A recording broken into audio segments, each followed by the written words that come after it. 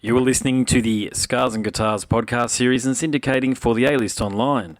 My name is Andrew Mackay-Smith, and the interview subject I have for you this time around is Tobias Sammet. He's the frontman, the vocalist, the fella at the centre of two bands, Avantasia and Edguy. The reason for the conversation is to promote Avantasia's brand new studio offering for 2019. It's called Moonglow. Let's have a listen to what Tobi has to say. Here we go. I was also calling another journalist because I grabbed the wrong phone and hit repeat. And there was another journalist whom I talked to yesterday night, and he said, "We have an interview again?" I've known him for a very long time, and that was really funny. I said, well, no, I just grabbed the wrong phone. I wasn't just having a coffee. I actually also fed the birds outside in the garden because it's snowing here, and it's funny. Every day one good deed. Every day one good deed indeed. And it's funny, it doesn't matter which country you're in, there's always birds, right? And we do the same thing here, but we have magpies that go out the front. I don't know whether you got magpies in Germany, but we've got these massive magpies. Magpies, lorikeets, and a lot of birds that you see in like Australian postcards and the like, because I live in Queensland and I live in the cane fields, so we actually get a lot of these birds here, and we try to feed as many as we can. So I'm like you, mate, we do like a lot of nature, yeah. But magpies are actually quite nasty to other birds, aren't they? Oh, they're very territorial, you know that. So they can swoop on people if they're riding bikes or skateboards or just walking along in their territory. But I think with other birds don't even bother going near them because they're generally so much bigger and they're that much more aggressive. But in Australia, we've got a real issue in urban environments with Indian minor birds. And they're like sparrows, but they're very small, but they're incredibly territorial and aggressive, much more so than magpies, right? And they're driving out a lot of these beautiful multicoloured species like rosellas and galahs and cockatoos and that sort of thing. So, and they're not pleasant either. What are these birds? What are these birds called? The nasty ones? Indian minor. Indian, what is it called? Miner, like a mine worker? Oh, M-I-N-O-R. I think you spell it. So yeah, I'm not sure where the name originates or from, but I mean, being called Indian miners, I assume they came from India originally over on the bloody boats, probably with the first fleet. Who knows? But they've that. And if you go down to Sydney, there's heaps of bats, like fruit bats, and they're a pain because they shit on everything. You can't do anything about them, and I don't know whether they're territorial or not, but in Sydney, there's just so many of them there that parts of the Botanic Gardens in Sydney City are almost, you just can't go in them, otherwise you'll get shit on by these bloody bats. Well, you should get more Aussies.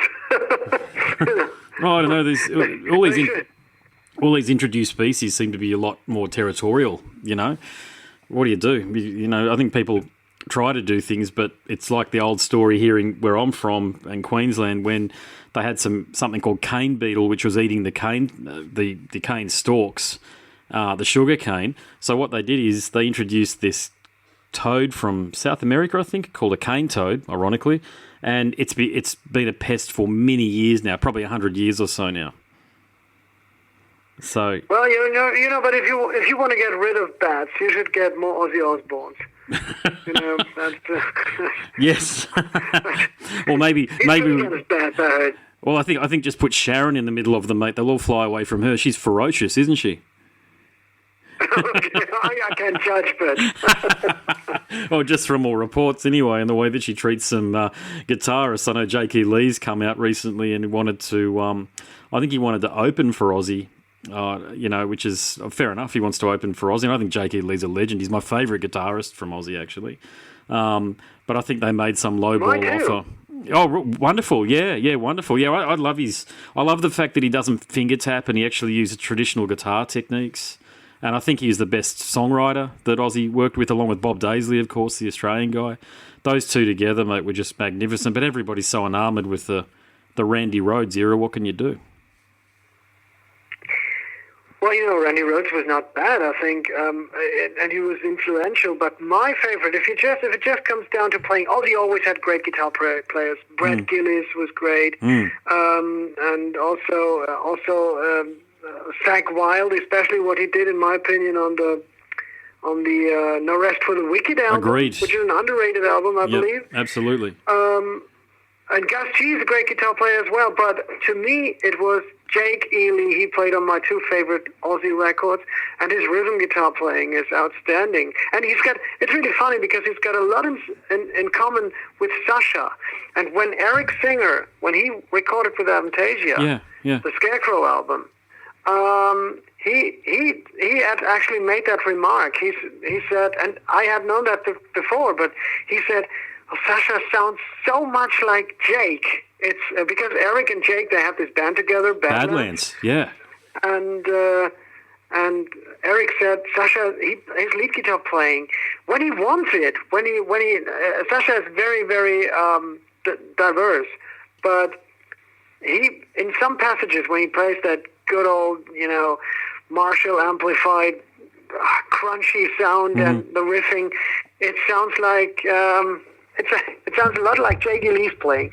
I love Jake Lee. I love, I just listened to Bark at the Moon to the record yesterday. And not Great yesterday, album. the day before yesterday. Great album. Great guitar playing. Yeah, and I think Bob Daisley's songwriting really complemented the way Jake played guitar as well, because it was, I wouldn't say it was groove oriented, but it had to have a very solid groove in order for the songs to work. And to your point, exactly, to have a great groove, you've got to have a great rhythm, and Jake has been unrecognised, really. He's been looked at as a lead player, but to your point, you bang on. He's an extraordinary rhythm player. I've got his solo album, A Fine Pink Mist. Have you ever heard that solo album that he released in, I think, at about 96 or so? No. Yeah, check it out. Yeah, if you can get it. I think you've got to get it on, eBay or whatever these days, because I think it's long out of print. But I really, truly enjoy that. I'd actually say that it'd be one of my top 10 favourite albums of all time. I actually put it in my top 10 albums of all time last year when somebody asked me to do it. So definitely check it out because you're a Jake fan. Who's the singer on that album? There's no singing. It's all instrumental. Jesus Christ. Yeah. Really? Yeah. And I was hoping, to be honest, gosh, I know I'm talking to one of the greatest vocalists in heavy metal here, but I was actually hoping that when he introduced Red Dragon Cartel that he'd continue going down that same road, because he's very experimental and he likes to work with different pedals, Jake. And different, he likes to, I've never heard him say this outright, but I think he likes to use a different guitar with a different set of effects or pedals with a different amp and cabinet almost all the time. So he never really sort of has the same tone. It's consistent because of his technique, but he likes different sounds. And that album really shows. I have to check it out. I know about the band, but I've never really checked out Red Dragon Cartel. But I'm happy. I'm glad you're not telling me that you're not making the suggestion to me to make an instrumental album with Avantasia. No, mate, I couldn't do that. Let me share this with you. My first introduction to you, mate, was back in, I think it was, I'm going to get the year wrong, but I'm going to go for a guess here, 2002 or 2003. We here in Australia barely got any of the European metal acts touring. But you guys came down. Edguy came down, and you were being interviewed. Yeah. You were being interviewed by Andrew Hogue, I think it was. You might have already spoken to him in this interview cycle. He's a good bloke and very good metal guy, and probably our premier metal guy actually in Australia, really, in terms of promoting it and stuff. But he interviewed you, and it was such an impressive interview because you were so enthusiastic, and you gave one of the best answers I've ever heard as to why a musician or why a collective needs to tour. And your response was, I'm talking about heavy metal here, of course, too. Your response was, where there are people, there are heavy metal fans. So even though we don't know who our fans are in Australia, we know we will have fans in Australia. And you were dead on, because I think those shows went down very well.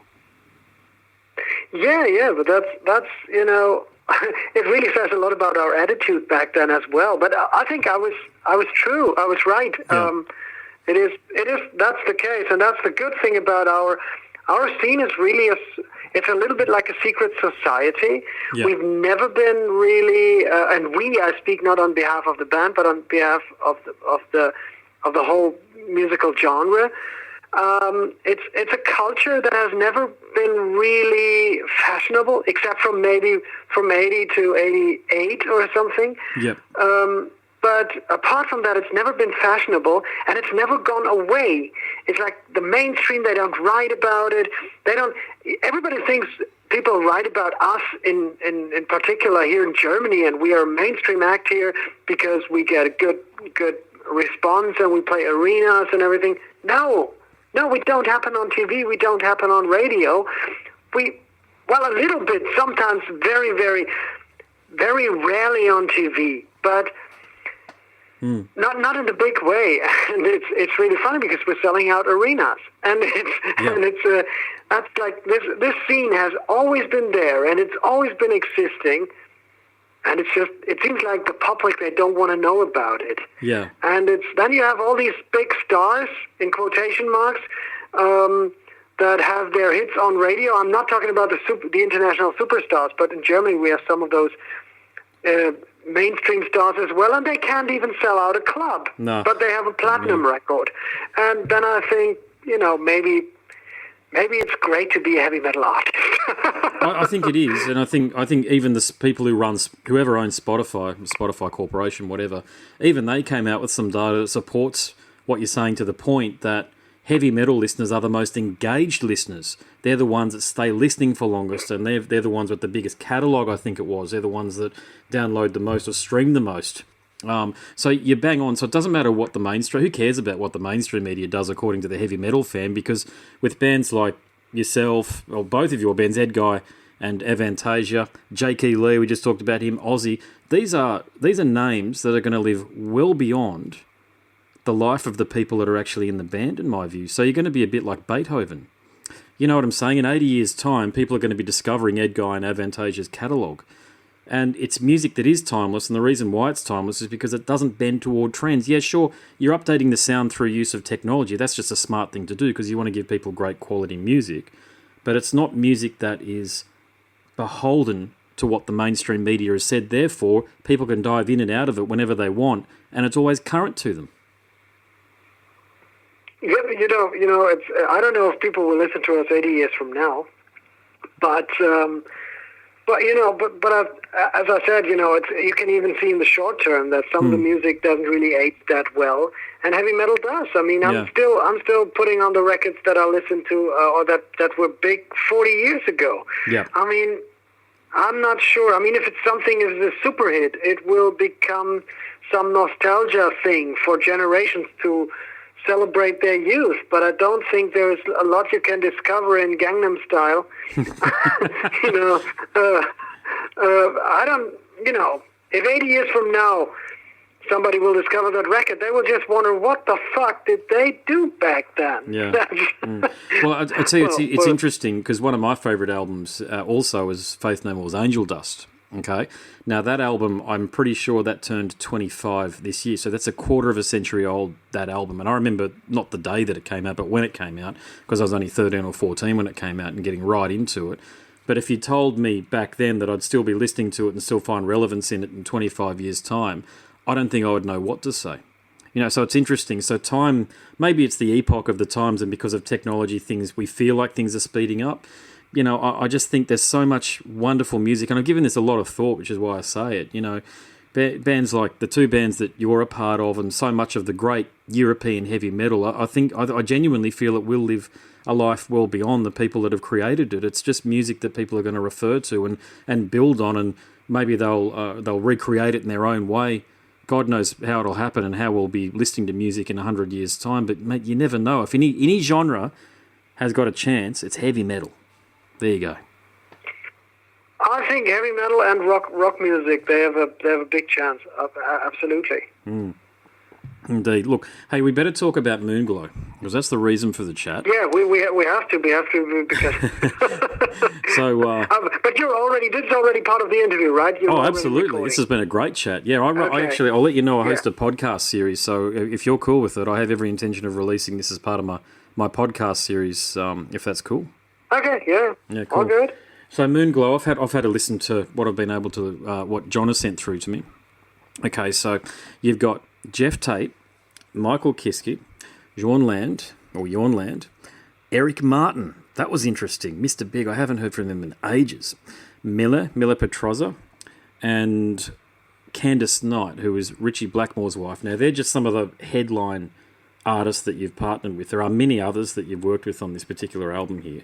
But my question for you is, How do you schedule and how do you allocate roles to such an all-star cast? It's, I've taken a lot of time for this album, and it was a long period over which the whole process was spread out. So it wasn't really a big deal scheduling everything. I mean, it's much worse scheduling a tour, because you have to have them all available at the same time. Yeah. And that's why the Avantasia tour is just going to last for 8 weeks. And that's why everybody asks, why are you just playing 2 shows in Australia? The thing is, we're only playing 1 show in Sweden and only 1 show in Russia, and 1 show in Japan and 1 in Canada. Yep. It's you have to really you only have a time gap of 8 weeks when everybody's available because everybody's got their own schedule. And an album, it's a different story because after I came back from the Ghost Lights tour, I made the decision that I will slow down a little bit. And I think I started working on the album. I started working without knowing that I was working on the album, late 2016, I believe. I thought maybe I'm going to do a solo record or whatever. I just collected ideas, built an own studio and worked in my own studio. And by early 2017, I believe, more or less, it turned out, okay, this is going to be an Avantasia record. And I didn't have a deadline. I didn't have a record contract. I didn't have anything, just the desire to live my dream and record my music the way I wanted to be recorded and the way I wanted to sound. And then I contacted people. In 2018, we did most of the guest vocals. And of course, it was, I think, with Jeff, we recorded in April. With Jorn, I think it was in July. Candice and Ronnie did their parts in September. So you find a time gap. And it's not that difficult. And role-wise, it happens subconsciously. I mean, this new album is not, I would say it's not a rock opera, even though it's a great term to sell an album, to say it's rock opera. It's a very strong term, and it gives you some connotations and some ideas about the content that is correct in a way, but it is not a story from start to finish. They all have their individual characters, so to speak. Yep. And so everybody is portraying a certain personality or aspect of a personality in each song. And that happens subconsciously. It happens, I don't know. I don't really think about it. You start to work on a song and you know which passage has which key message and which standpoint and who should be the right singer to sing it. Sometimes you have to think a little. Sometimes you know even before you start writing the song. For example, when I wrote Lavender, I knew it was going to be sung by Bob Catley because when I wrote the song, I had Bob Catley was in my mind, and I knew it was him, and I knew it was him speaking to my alter ego, the main character in the concept. Yep. And and things like that, they happen subconsciously. There's a lot of things about the working process that are hard to describe because they just happen. And you don't know why, but they just fall in place automatically, and it's hard to analyze it. Yeah, I bet. There's one name you mentioned in there too, and I must be one of the only people that's had a long-form conversation with him, but that's Ronnie Romero. I didn't realise Ronnie was actually on the album as well. No, Ronnie is not on the album. Oh, I thought you said Ronnie Atkins. Ronnie Atkins. Ronnie Romero is a nice guy. I met him a couple of times in Spain. Yes. He's a great singer. Candice Knight is on the record. Yeah. She is close to Ronnie Romero because Ronnie Romero is the singer of Rainbow and Candice is the wife of Richie Blackmore. So that's the closest it gets. Yeah, no, that's fair enough. Ronnie Romero being part of. Because when you mentioned I think you mentioned Candice before. I think you put Ronnie straight away afterwards. I thought, God, I didn't realise it because I think he's doing a tremendous job in Rainbow. I think a lot of the trolls are on the YouTube and Facebook forums disagreeing, but mate, I think he's doing a tremendous job. So I thought you might have had the introduction through Candice and Richie, and that's another one, mate. Imagine no. I've met him somewhere in Spain, and Ronnie Romero is one of the best singers out there. He's an amazing vocalist, and he does a very, very great job, and he does the rainbow material. I love Jolyn Turner, but he does the material justice, and of course, whenever somebody puts up a microphone and sings into it, there will be people on the internet who will disagree. That's right. Whatever you do, people will disagree. We just had this affair here in Germany where a German football player of my favorite team, he was eating a steak in a steakhouse, and it had a golden layer on it, and it was a huge scandal. It was. People said, "Oh, that's decadent," and of course it is. People complained about having a golden layer, a real golden layer on the steak, and then of course, I was waiting for the animal activists to complain about the golden steak not being solid gold, complaining about the meat inside. It's really, everybody complains about everything, and Ronnie Romero is a great, amazing vocalist, and Richie Blackmore chose him, and he might have had the right reasons to do so. So, mission accomplished. Richie Blackmore, you asked about, we don't have so many lead guitars actually on the album, and it didn't even enter my mind to ask Richie, because it's really funny, because more people asked about, oh, you have Candice, why didn't you ask Richie? Well, because I was looking for a vocalist and not a guitar player. That's the easiest answer. Richie Blackmore's an amazing, very, very influential songwriter and guitarist, and don't get me wrong, I love Richie Blackmore's work, but it was simply not. I have a great guitar player in Avantasia. Yeah. And if things happen in the future, I don't know. But that was not the reason. I never approached him actually, because it was not needed. Yeah, understood. Hey, look, I better do a time check. We hit about 20 minutes now. I really have to go now. Because I'm already 6 minutes late for the next one. Yeah, it's a shame. I've got heaps more questions I can ask you, but look, I'll try and see if I can tee something up with John for a bit later, mate, when you're closer to the Australian tour. Yeah.